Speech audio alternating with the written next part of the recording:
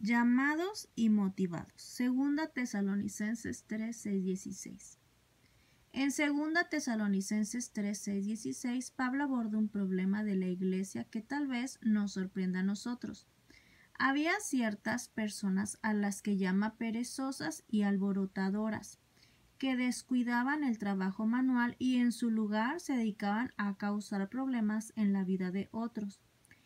Esto los convertía en una influencia negativa dentro de la iglesia. Quizá nos sorprenda que Pablo le dijera a quienes querían obedecer al Señor que se apartaran de ese tipo de personas.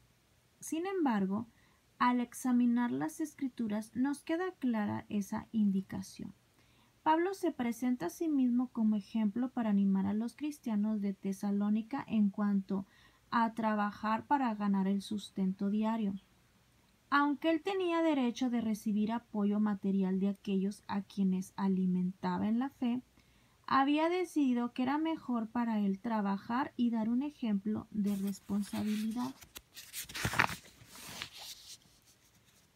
Aquellos miembros culpables de la comunidad de fe no solo eran una carga para los demás cristianos, sino que también se entrometían en asuntos ajenos, es decir, que usaban el tiempo de ocio para meterse en los asuntos de otras personas, en vez de ocuparse en sus propias responsabilidades.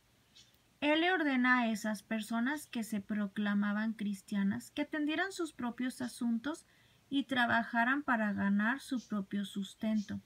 Incluso estableció una norma para destacar esta recomendación. Si alguno no quiere trabajar, tampoco coma.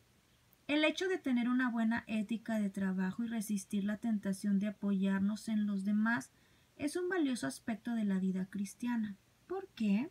Porque además de la falta de responsabilidad personal, existe el peligro de que esos tiempos sin oficio nos lleven a actitudes y acciones que lastiman al cuerpo de Cristo. Debemos hacer el bien con diligencia, y eso incluye la labor de animar a los demás en la fe.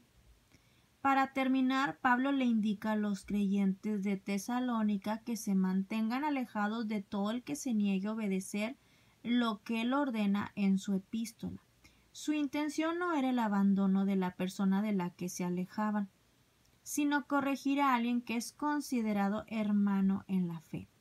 Al final, Pablo hace una oración de bendición para que los tesalonicenses tengan la paz de Cristo y estén continuamente conscientes de su presencia.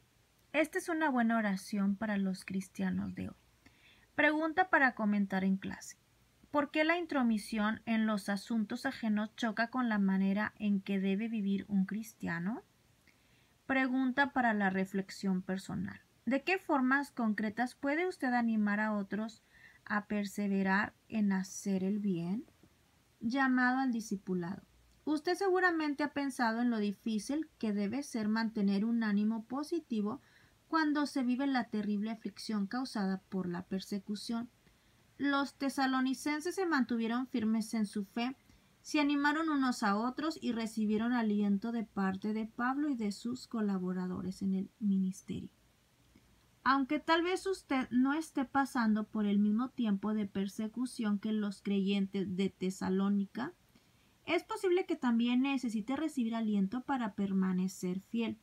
O quizá conoce a alguien a quien le vendría bien que lo animaran a seguir adelante. Piense cómo puede orar por sus hermanos en la fe y animarlos espiritualmente esta semana.